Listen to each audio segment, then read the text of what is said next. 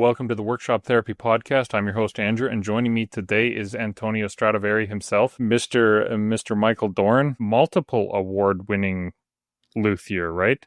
You've won It's a true. couple for how many? Tell us how famous you are in the musical world. Oh, goodness gracious. Well, thank you for having me here, first of all. I've won some awards in the Violin Society of America competition. I've won a few medals and some certificates, It's I've had some good success. Good. Now, in the pre-show, you were saying you've been doing this for about 20 years. How long did it take you before you won your first medal? Were you like the child prodigy of violinists or luthiers, I mean? Or was it just kind of like hard slog and then suddenly you're starting to find success now after 20 years? Oh boy. Okay. So I graduated violin making school in 2004, and then I went to work for a big shop in Seattle, and that was really helpful because they kind of teach you how to make a violin at school, but like it's really helpful to go to a good shop to learn setup. So I worked there for about 4 years, and then I entered my first violin making competition in an 8 with my second cello. I only ever made 2 cellos, and I entered my second cello in that competition, and I got a silver medal in that one. So that actually kind of catapulted my career. One of the tone judges there just absolutely loved my cello. Then he kept recommending me to all of his students, and I got a little following. And pretty soon, you get known for cellos, and then you keep making cellos, and people keep ordering cellos, and before you know it, you're a cello maker. Yeah, I guess that's true. I keep calling you a violin maker, but I've only seen like 1 or 2 violins on your feed. It is all cellos. It's mostly cellos. I make a violin about every year or two or so, and that's fine. When people order violins, I make violins, or when I want to enter one in a competition, I've joked over the years that I'll make hammer dulcimers if people want to pay me to make hammer dulcimers. But I do enjoy making cellos. I like working on the big scale, but violin maker is just fine. Violin maker kind of encompasses all of the violin family instruments: a violin, violin, cello, and I do make violins. So. Have you made a viola?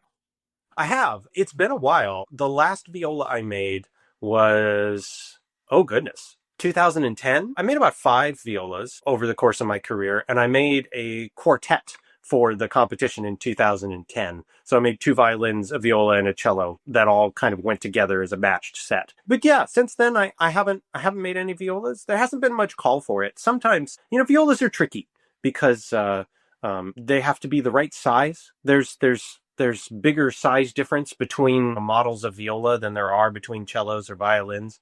So yeah, it can be tricky unless you've got a commission for a viola. It's hard to make one on spec and sell it. So I wasn't aware that violas spanned sizes more. So Yeah. so is it more fit to the person then than say a typical violin or a cello?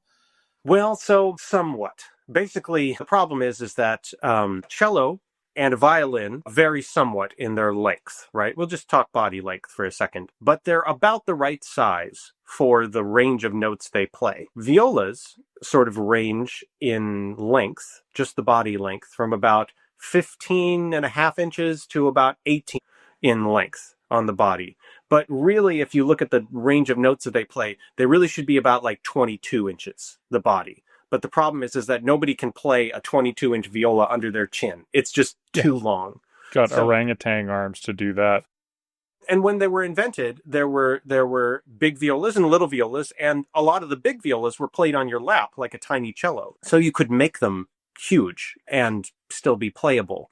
But nowadays, everybody plays the viola under their chin. So it's kind of a compromise. Small violas don't typically have as much sound as big violas, and big violas are much harder to play and taxing on the fingers and joints of the players. I saw one great 16th century viola came through the school when I was there. It was 18 and 3/8 inches long, and the guy who played it was about 6'7", and that was still almost a little too big for him. Well, that's good to know because my son, I've talked to you about this every once in a while. My son plays violin, right? Yeah. And he wants a viola, and so I'm like, this is good to know because he does because he has autism, and that's kind of associated with low muscle tone a little bit, and so he does kind of struggle Mm. struggle with the holding the violin. And I don't know if that's a muscle tone thing or just he doesn't want to practice and is being annoying thing. But yeah, that's interesting. I didn't know that. So is it so it's the length of the strings, neck, body, that combo then that dictates the notes, not the or the sound, I guess, of the viola, not the size of the body. Then is that It all kind of comes together. I mean, so you can tune a string to a given pitch, right? And depending on the design of the string, right, it will have a range where it's, at the right pitch, at the right tension. And so sometimes they even make a slightly different strings for exceptionally large violas versus exceptionally small violas. Certainly, the strings for a violin are different than for a cello. And so yeah, that string length kind of dictates the notes that are being played, and then the body length, the body size rather, sort of dictates the general range. And in general, there's trade-offs between like given the same range of notes, a larger size instrument and a smaller size instrument. It's all a balance, really. that makes sense? A random ADHD question popped into mind while you were talking here. So I would say woodworkers in general probably view luthiery as kind of like the pinnacle of the craft for the most part, right? And then this would be my perspective, but I would say like violins would be the pinnacle, or violins, stringed instruments like that, cello, viola, that would be the pinnacle of luthiery. Would that jive with your opinions, or is that just like I'm super prideful because I'm a luthier, I'm a violin maker, and obviously that's correct? Well, so like, I mean, I think that, being an excellent guitar maker or an oud maker is like also very, very difficult. And I certainly like, I have all the respect for like other luthiers, right? In the broader sense of the term, like luthier being somebody who makes a wooden stringed instrument, right? I think that one of the things that drew me to the violin making profession was that it seemed like the most difficult thing to make out of wood. I mean, and it seemed like there was, it's kind of a romantic profession, right? Like, you're going to make this thing and they're extraordinarily long lived. Like my instruments will very likely, last hundreds of years, certainly going to outlive me. Like, that's an interesting thing to think about, with the longevity of violin family instruments in particular. Guitars tend to not be quite as long lived because they're not as easy to repair. So I don't know. There's also the mystique of like violins, and like there's always sort of been this stuff around violins and Paganini and great violin players. Like it's almost like revered, and it's fun to be part of that. But I don't know. Are we the pinnacle of woodworking? I would say that luthery is the pinnacle of woodworking in some ways. Nobody else works to the same kind of tolerances that you need to make a nice stringed instruments.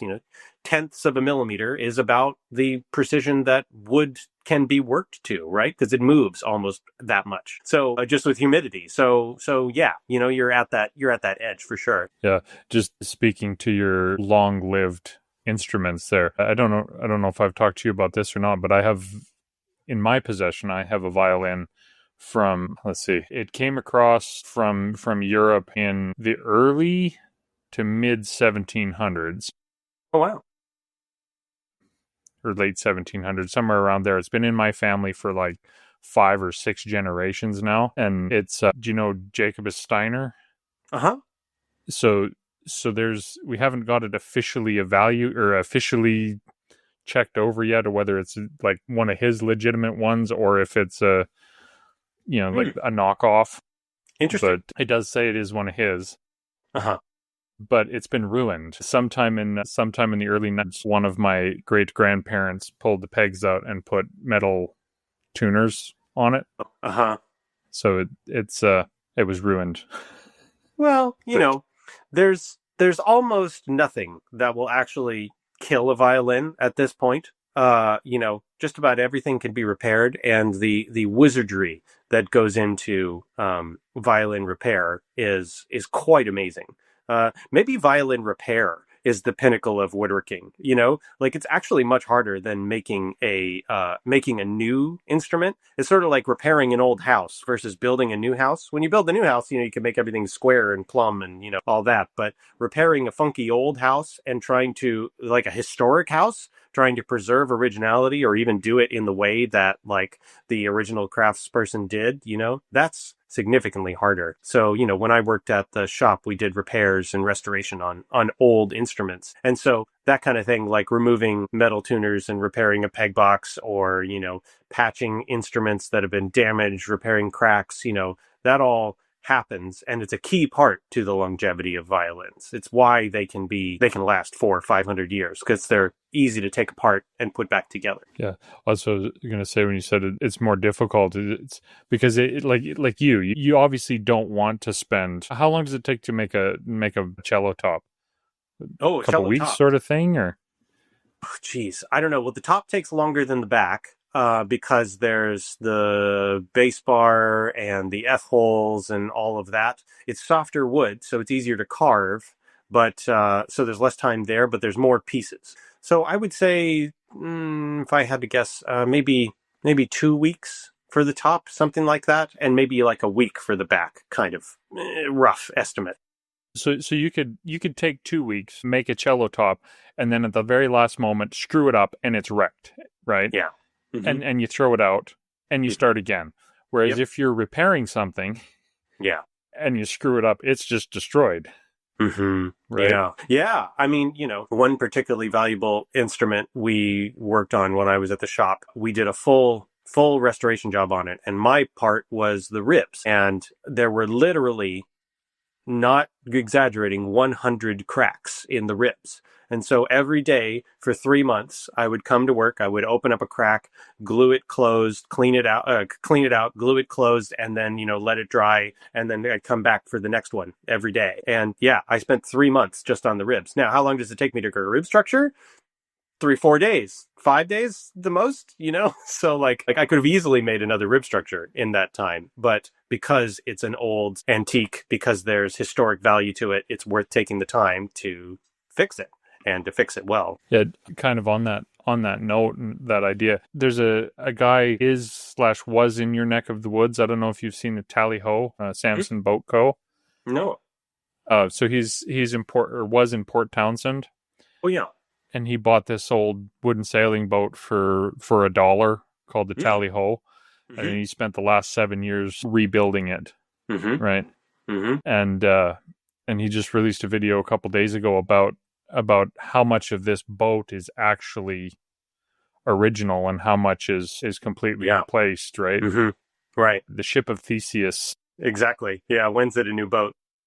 Yeah, and is interesting to think about it, and I would imagine like there's a process to, or a process to figuring out like do you just make a new rib structure, or is this repairable, and is it worth doing, or is it not worth doing, blah blah blah. How do you go about deciding that, because that's probably an individual opinion too, right? Like what's Well, so basically, you almost never want to make a new rib structure for a historic instrument, certainly not for anything important, right? Because that would lower the value of it. You want to preserve originality, particularly of the component parts, the main component parts, and the varnish. You want to do as little to no damage as you can to those things on violins, because that's what we've decided is really important.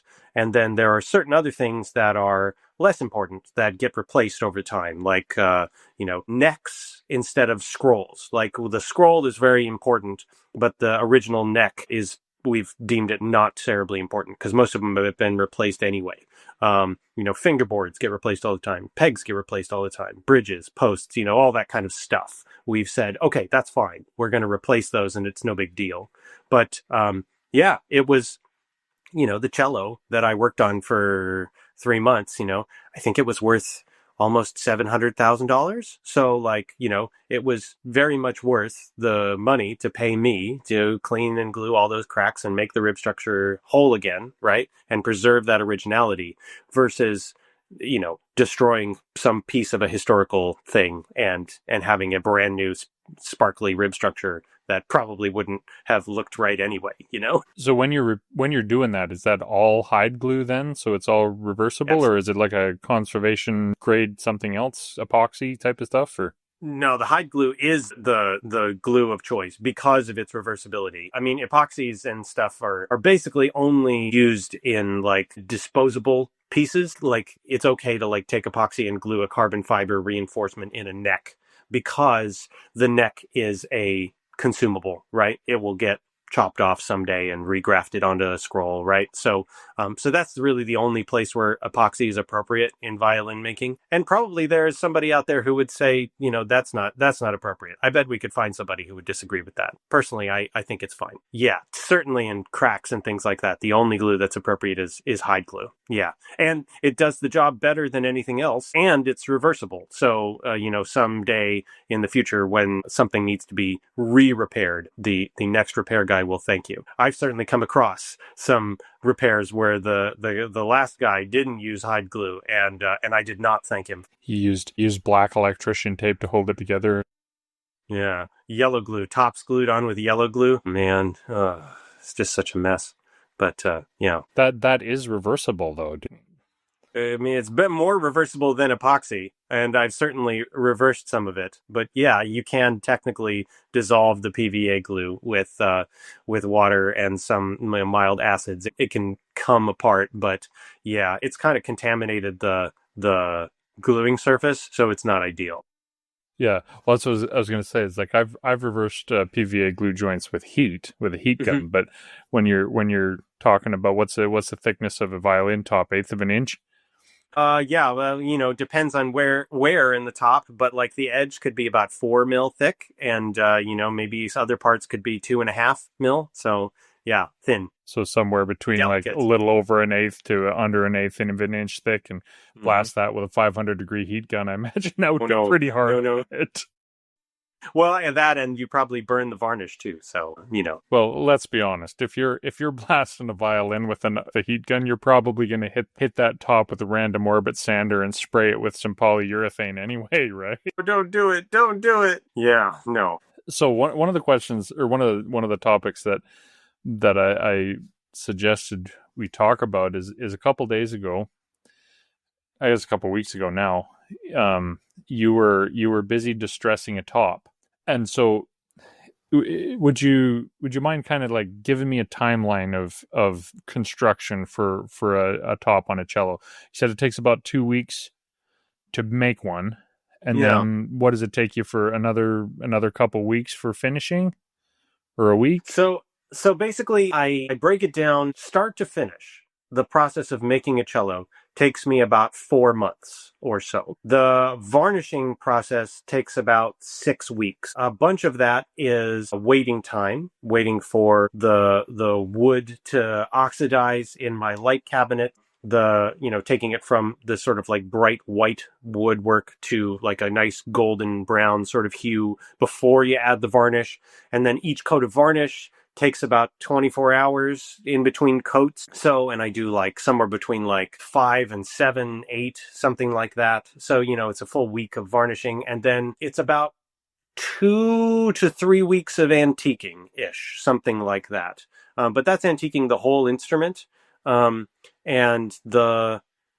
basically, like the more time you pour into the antiquing, the better and more convincing of a job you get, the more complex you get. Now, so why do we do this? Let me maybe back up a second. Like, Strad made new instruments. And so there's a whole contingent of violin makers today who say, like, we don't want to make antiqued instruments because Strad made new instruments and we like new instruments, right? And that is totally, completely 100% valid. And I respect that. I personally prefer the look of an old instrument. That's kind of what we and what other musicians grew up seeing and thinking was neat. There's lots of different textures and colors and variations. It's just an interesting pastiche of a look, right? And it's also a challenge for me. It's actually one of the more artistic parts of the job is to create an antique look that I'm not fooling anybody, right? Nobody is picking up my cello. It says clearly what year it was made in, nobody's picking it up and thinking it's a 300-year-old violin,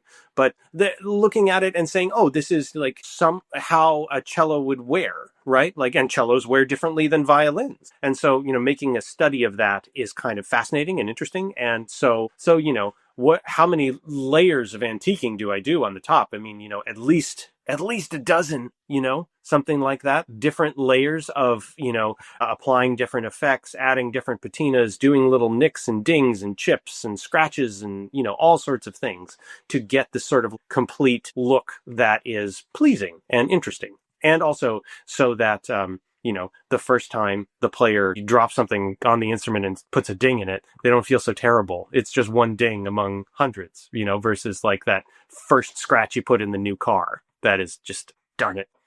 Yeah, so that's why I antique. That's what I do. So you don't just like get a perfect finish and then hit it with a random orbit sander and then paint some white milk paint on it? No. I do have a random orbit sander, but I find there's not much call for it in my work. There's not much call for sandpaper in my work, honestly. So yeah, it's more bladed tools, scrapers and planes and things. But yeah, no. So then I keep thinking to myself every time you talk about new instruments, and it's like I keep thinking like Yamaha, right? It's because you buy a new Yamaha violin or piano or whatever, and it's immaculate with no issues whatsoever. But you're right, it doesn't look. It looks like something you just pulled off a shelf. Mm-hmm. Mm-hmm. And that's the difference between my old violin, my great grandpa's violin, and one of the ones that we bought from Long and McQuaid for my son. Mm-hmm. Mm-hmm. It's like they're clearly. There's clearly way more story to the one.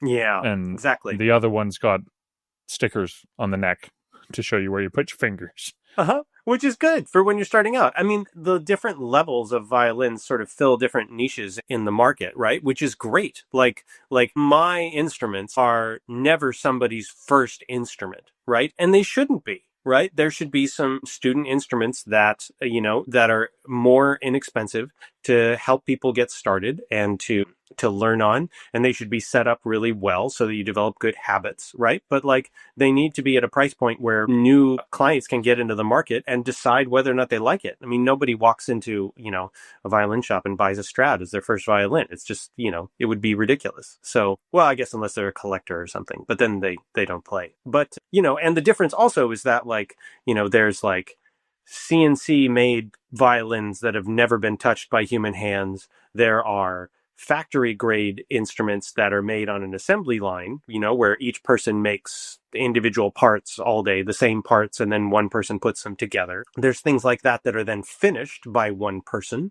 right? And then there's like my instruments, which are made by one maker from start to finish with a whole piece in mind, that all of the pieces work together in harmony, right, to make a complete package. And so, that will always be better than the things that have less, human intention in them. And that's great. That's good for me, and that's good for people starting out too. Here's an existential question for you. Mm-hmm. You make a cello, and it's your best work that you've done, which I'm assuming is your goal with every new instrument, right?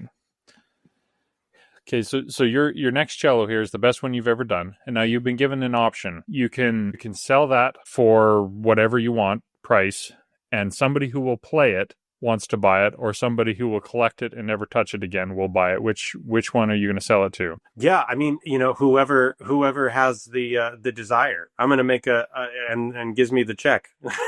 It doesn't matter too much to me. I mean, I love to see my instruments being played. A couple of my instruments have been bought by collectors, and that's just fine too. I would say congratulations on your new instrument, and whoever is second in line, I'll be happy to put you on my waiting list. Okay, so there's no like, there's no $5 more. Okay, fine, you can have it, even though you're going to collect it, versus this guy who's going to play it. Like they both come to you at the same time. Yeah, no. I mean, yeah, no, it's fine. I mean, I'm not, it's not like, this is the only cello I'm going to ever make, right?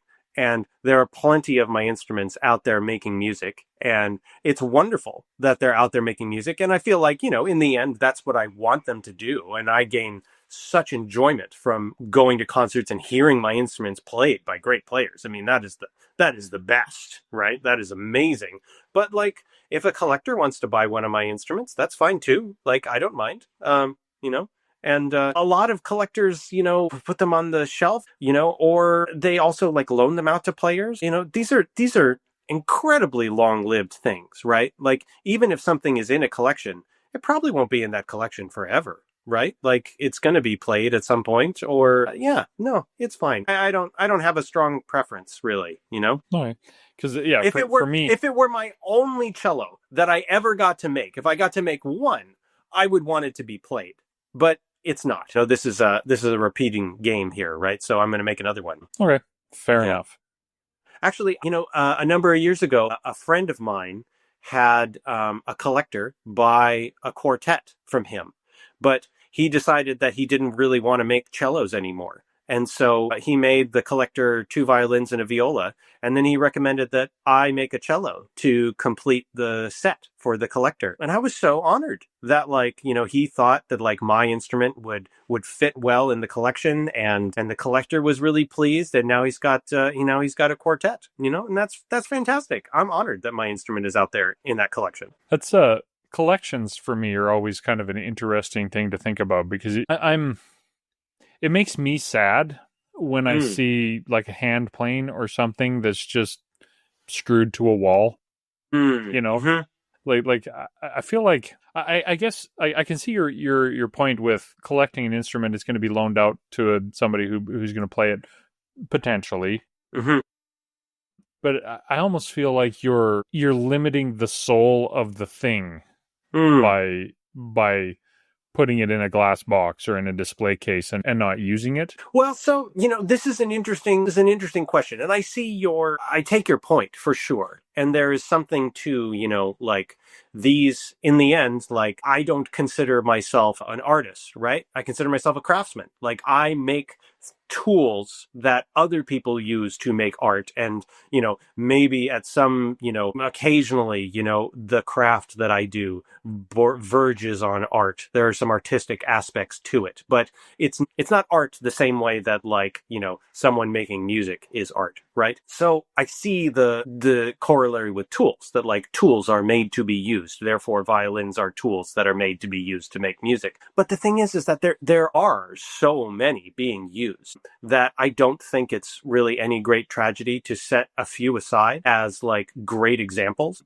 Like, there's famously the Messiah Stradivari, which is the best preserved instrument made by Antonio Stradivari. It's in the Ashmolean Museum in Oxford, and it is newer than any new instrument I've ever made. Like, it is pristine, and it's the finest example in existence. It's never played, let alone barely touched, because we want to preserve it. It's such an extraordinary outlier that it's so well preserved that we want to preserve it for the next 300, 400, 500 years until, we reach the end point of how long wood lasts, right? But if that were the only Stradivari, maybe that would be sad, but there are 750 other violins out there, Strads, being played and working every day, making great music. I don't think it's any tragedy to have one or a few set aside as like examples that we want to preserve.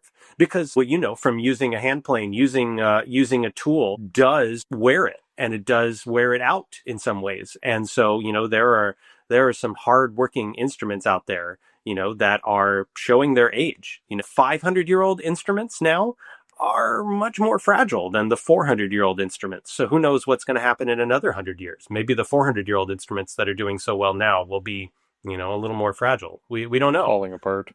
Yeah. Yeah. Yeah, I watched a video a little while ago about Willie Nelson's guitar. Trigger, right? Isn't it called Trigger? Yeah. Yeah. Uh-huh. And With it the is, hole in the top. yes, that's just absolutely thrashed. Yeah. Yeah, it's like, even if it was made out of metal, I guess eventually it's gonna get worn out. So going back to, I'm gonna take exception with you calling yourself just a craftsman. Hmm. and not, I can see your point with the tool itself, but I would say the finish that you're putting onto the tool is where you go from craftsman to art. Okay, sure. There's some artistic aspects to varnish for sure. Yeah, definitely. Because you're because that's an entirely subjective thing.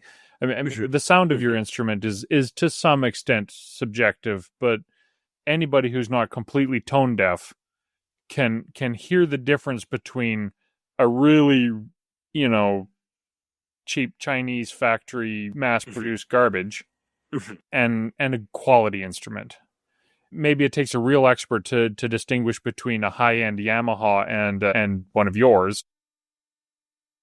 I would hope that mine would win. Well, I'm sure it would, but I mean Yamaha makes really good instruments. I don't know what their cellos are like. They don't Yeah, make I've never seen a excellent. Yamaha cello. I don't know what they make, but I know they make violins, don't they? Or do they just make wooden? I don't know. Okay. Well, I mean they make pianos and they make good pianos, but there's a difference between a high end Yamaha and a Steinway. Yes, right. There is a difference. But there's the vast majority of people can't. Maybe not the vast majority, but lots of people can't tell the difference. But when it comes to the finish, there are people who are going to look at yours and say, "Well, that's crap," because it looks old. And then there's going to be people who look at it and go, "Well, that's beautiful because look at the amount of effort that he's put into it to make it beautiful." Yeah, that's So certainly I my think hope. that's where the art comes into that. Uh-huh. Yeah, sure. I mean, that's why I say, the antiquing is one of the more artistic parts of it because it is open to interpretation. I'm not following a design. I'm trying to make a random, but not a completely random, appearance, right? Like something with texture and variation, but not something that is. It's like a scatter plot, like it's not completely random, but it ends up having a pattern to it, right? Yeah. Well, I think it's the difference between you're not making a replica of something. You're making something inspired by something. Yeah, that's true. And I mean, there are people who do make, we call that like a bench copy, like trying to make an identical copy as close as you can of a particular instrument, and often you might have the original on your bench while you're working on it for at least part of the time. So like that's why they call it a bench copy. And I don't do that. I don't make, identical copies. I would say at this point I'm making instruments inspired by old craftsmen and their designs, and I'm also adding in some of my own flair in places where I think I can, make it a little nicer, a little prettier, sound a little better, And there are things that I copy closely, and there are things that I deviate away from, There's also people making their own complete personal model that they've generated from whole cloth, right? Which is also great. So, everything on that spectrum is just fine by me. So then this is so I sent you the topic of finding perfection in the imperfection. Yeah. Right. I think music is a really great example of this, and instruments are a great example of this because Yeah. You probably know, probably a lot of my listeners don't know, but a pure tone is an annoying sound, right? Like having that perfect pitch is as a pure tone, just that single wavelength of sound is an annoying, obnoxious sound. Yeah. And so it's actually the inherent flaws in the wood, or they're maybe not necessarily flaws, but the inherent variability in the wood or in the medium that you're working in that actually makes things sound good, right? Like it changes from a pure tone to a blended tone of higher and lower notes and all of that, and then out comes this beautiful sound of a violin. Yeah, definitely. The sound of a violin is actually it's somewhat similar to the spectrum that happens from the human voice. And there's, some ideas that like that's one of the reasons that people like this sound so much is that it has some of the same sort of overtones and imperfections and interesting qualities that the human voice has in a singing voice, right? And yeah, it's an extraordinarily complex vibrating machine is a violin, right? And different parts of the top are vibrating at radically different rates and levels depending on which note you're playing. The sound is getting created. There's the tone, and then there's overtones that are made. The sound actually doesn't radiate out perfectly evenly from the instrument. It actually, in certain directions, 360 degrees around the instrument, it goes out that emphasize more frequencies from certain ranges. And so they actually build concert halls with that in mind, so that like the ceiling reflects this back down to the audience, and this and that. Like, it's extraordinarily complex. It's one of the reasons that like my interest has been kept in this field for so long. I mean, the violin is a problem that people have been working on figuring out for literally 500 years, right? Like, we've been trying to perfect this, imperfectible thing for a long time. The elusiveness of finding, something perfect is part of what keeps it really interesting. And you've got, you can never have the same piece of wood twice. So like even minor variations in that are going to be affecting the instrument. And it's my job as a maker to take all of these disparate pieces and decide what's going to make them vibrate together as a whole and make a consistent, good output of sound. Yeah, the for all the talk that I do on my Instagram page and, all that about precision, like precision is really important in violin making, right? And yet I believe that there is imprecision in certain things is actually really important too.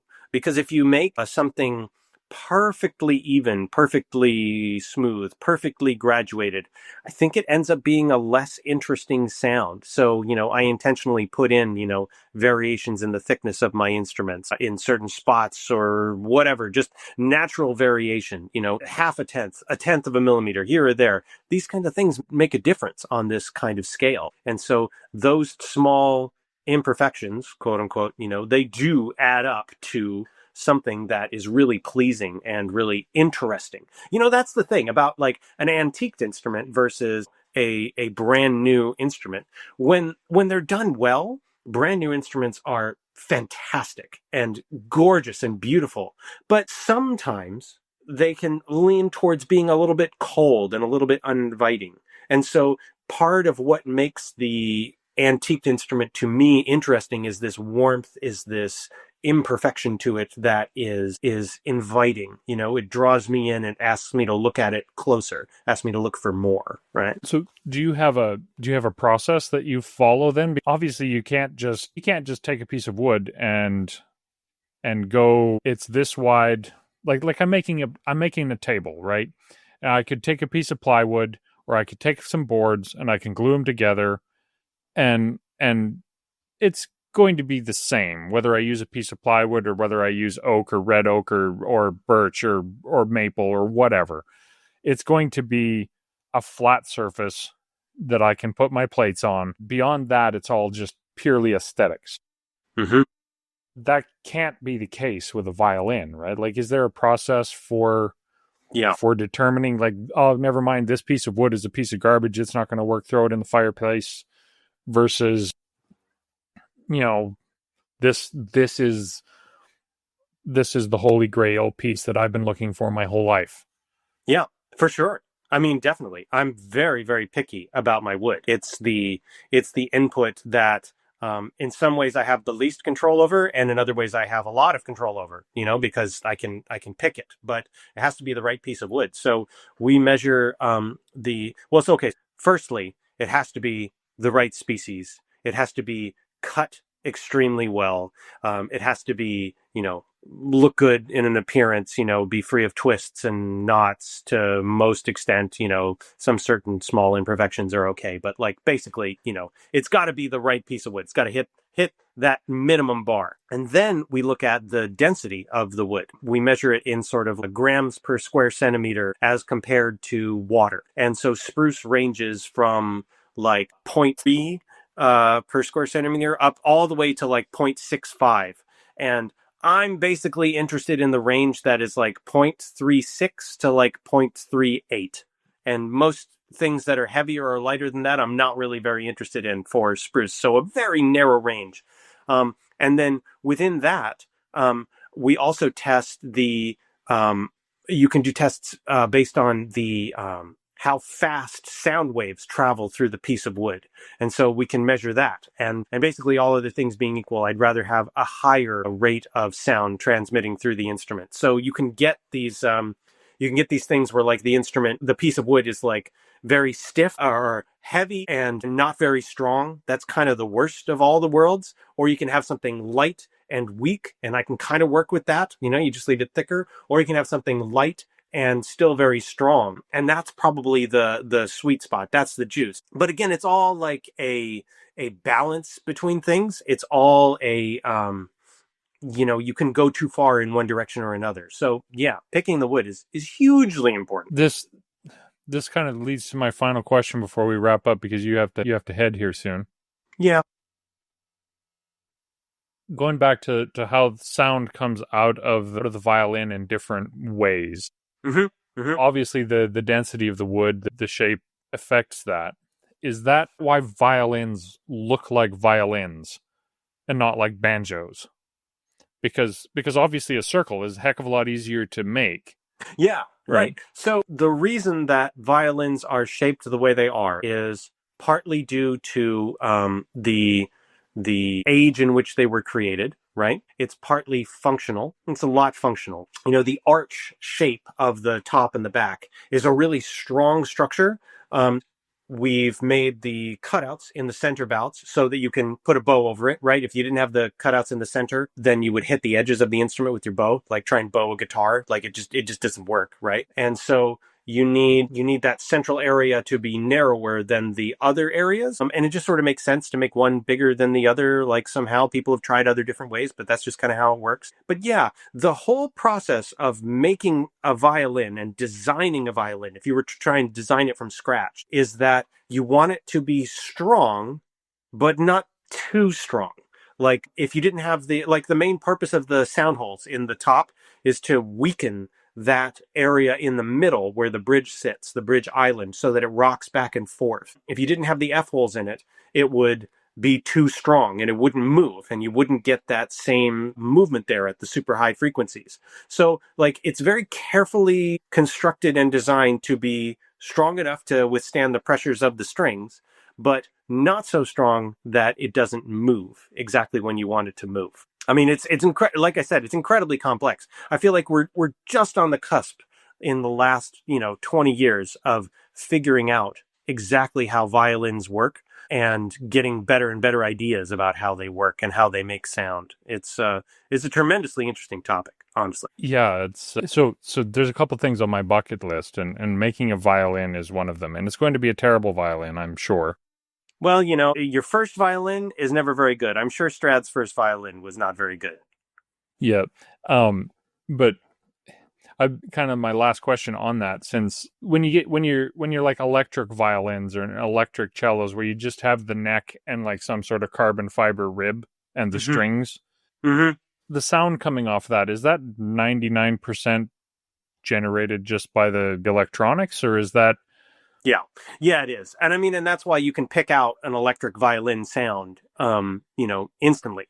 It sounds, computer generated because it is, and like that's not the complex sound that we're used to from a violin. Even recording a violin is a tricky problem with a microphone, a real acoustic violin, because you're trying to capture the sound in the room and like the 360-degree radiation. There was a project a number of years ago where a violin maker was working on trying to make a better electric violin sound, right?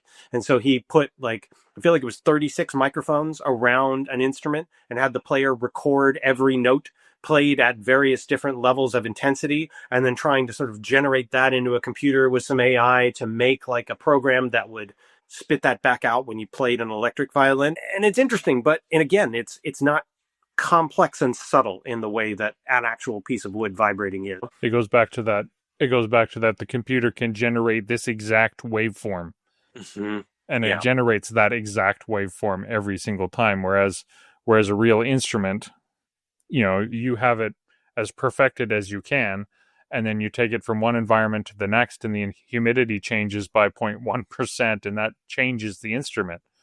Well, I mean, and not to mention, we have barely touched on, I think a lot about the instrument and the design of the instrument and the actual mechanical factor of the instrument, but like the player has a huge influence on the instrument. It's a proman playing on a terrible violin is going to sound way better than, anybody else playing on that violin, because players can read the instrument and they can dig in certain ways, and they can get stuff out of an instrument that is their own. When you talk about players getting used to an instrument, players finding new colors, new textures, new things in the sound of the instrument as they get to know it, as they play it for a longer and longer time. It's developing a relationship between the tool and the artist, right? And we're back there to making art with the tool. Yeah. Well, we should wrap it up here. I'm gonna have to have you back on, and we can have an argument about art and craft and all that type of, because that type of stuff really irritates the internet. So it's good for It's ratings. good for engagement. Well, sounds good. All right, we'll do that. But anyway, so thanks for coming on. Why don't you tell everybody where you can be found and where they can reach out to you and have you build them an instrument, because obviously this is going to be great marketing for you that way.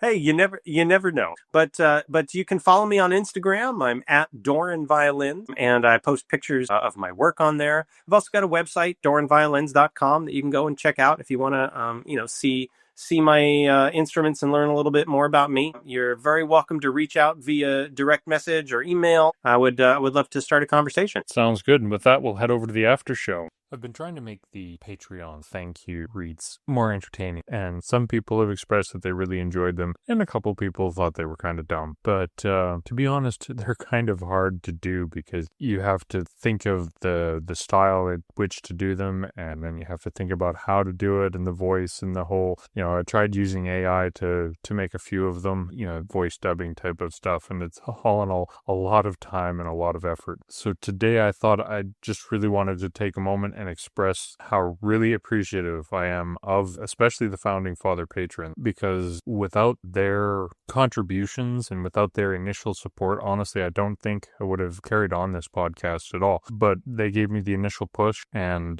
most of them are still supporters, and so I do really appreciate that. And it really does, it kind of blows my mind, to be honest, that we're closing in on 100 episodes. Not quite, we're still in the 80s, but I have several already recorded that should push us into the 90s, and then it's all downhill from there, right? So without further ado, I really want to thank Mr. Matthew Serio from Argiano Serio, Brad of Brad's Customs, Keith of Blackthorn Concepts, Eric of Overall Maker Works, Brandon of Tectonic Creations, and the Grant Alexander.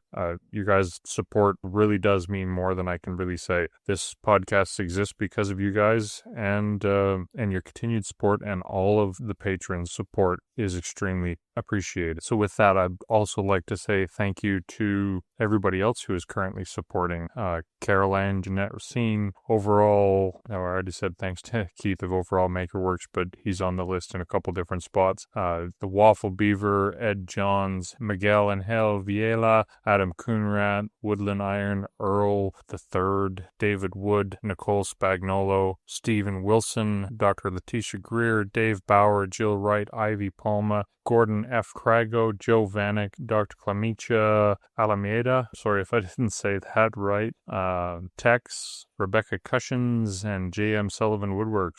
There are, in those people, there are free members and paid members, and you're all a support, and the interaction that we receive from you is always helpful. So again, thank you, and if you want to support these along with these other people, please feel free to join in.